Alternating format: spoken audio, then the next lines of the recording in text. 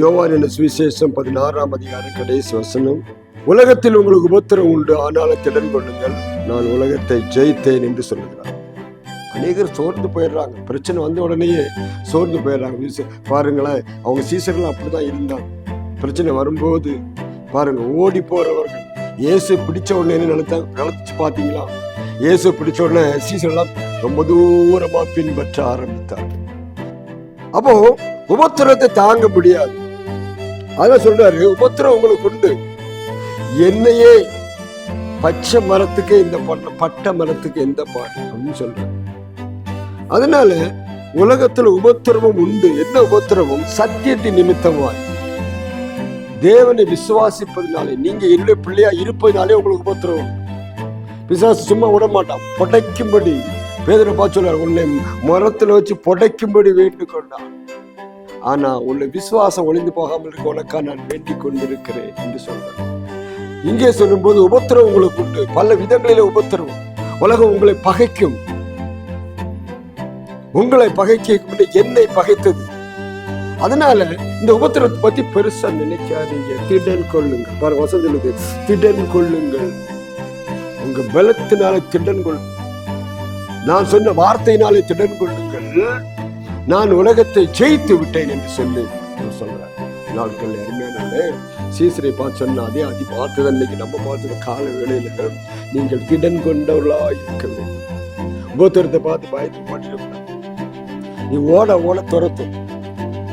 பிசாசு யாரை துரத்துவோம்? ஆண்டவர் சொல்லியிருக்காரு பாருங்க, பிசாசுக்கு எதிர்த்து நில்லுங்கள், அவங்கள விட்டு ஓடி போயிடுவோம்.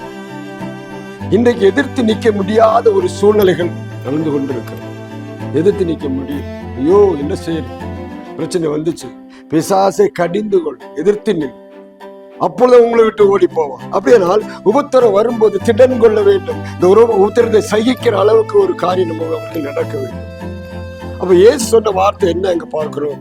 நம்ம உபத்திரத்தை நம்ம அதை ஜெயிக்கத்தக்கதாக திடன்மா இருக்கும்போது ஜெயிச்சிருக்கோம். அப்போ ஆண்டவருக்கு பாருங்க, ஆண்டவர் எவ்வளவோ பிரச்சனை சோதனை கண்டப்புறம் அவர் நிலைமையிலே இருந்தார்.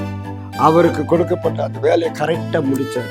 எதற்கு உலகத்துக்கு வந்தாரோ அந்த வேலையை முடிச்சுட்டு சிலுவையில ஒரு வார்த்தை சொன்னார், அவர்களா முடித்தேன், விழா முடிந்தது என்று சொல்லி ஆவி பிதாவிகள் ஒப்பு கொடுத்தால் படிக்கிறோம். பவுலை பத்தி வாசிக்கும் போது அவர் என்ன சொல்ல, பெரிய காலங்கள் சொல்லும் போது நல்ல போராட்டத்தை போடல, ஓட்டத்தை முடித்தேன் என்று சொல்றார். அப்படின்னா நமக்கு உபத்திரம் வரும்போது நம்ம பின்வாங்கி போகாதவர்களாக, சிலுவை நம்முடைய முன்னால், உலகம் நம்ம துரத்தும், உலகம் நம்மை பயங்காட்டும், உலகம் நம்மை பிரச்சனை பண்ணும், உபத்திரம் வந்துகிட்டே இருக்கும். சீசர்களுக்கு உபத்திரம் வந்துகிட்டே இருந்துச்சு. சில இடங்கள்ல வசனங்களை சொல்ல போகும்போது, அவருடைய வார்த்தை சொல்லும் போது அடித்தாங்க, உதைச்சாங்க, ஜெயில போட்டாங்க, பிரச்சனைக்கு மேல பிரச்சனை பண்ணினார்கள். ஆனாலும் அதை அவர்கள் பொறுத்து கொண்டார்கள். இந்த நாட்கள் அதே போனார்கள். உங்களுக்கு வரும் முகத்தில் எல்லாத்தையும் பொறுத்து கொள்ளும்படி, உங்களுக்கு திடன் கொள்ளும்படி கர்த்தர் உங்களை சொல்லுவார். என்ன புது வருஷம் பிறந்துச்சு, நீங்க பிரச்சனை எல்லாம் மாறிச்சு நினைக்காது. புது வருஷம் புது பிரச்சனை வரலாம். அந்த பிரச்சனை வரும்போது உங்களுக்கு நீங்கள் திடன் கொண்டு அவருக்குள்ள ஜெயத்தை பெற்றுக் கொள்ளலாம். உலகத்தை ஜெயித்தேன்னு சொன்னார்களா, உங்களுக்கு ஜெயத்தை கொடுப்பார். கவலைப்படாது. எந்த காரியம் வந்தாலும் ஜெயம் கொடுக்கிற இயேசு முன்னால போகிறார், அவர் பின்னால் நாம் போவோம். இந்த காலையில் ஒப்புக் கொள்ளுங்க. தொடர்ந்து உபத்திரத்தை கண்டு எழுச்சியாங்க, கலங்காமல் திடன் கொள்ளுங்கள். கர்த்தர் உங்களை ஆசீர்வதிப்பார். உலகத்தை ஜெயித்தாட உங்களோடு இருக்க இன்னும் ஒரு லோக சாத்தியமும் சிந்திக்க வரையிலும் தமிழ் எல்லாம் ஆசீர்வதிப்பாராக.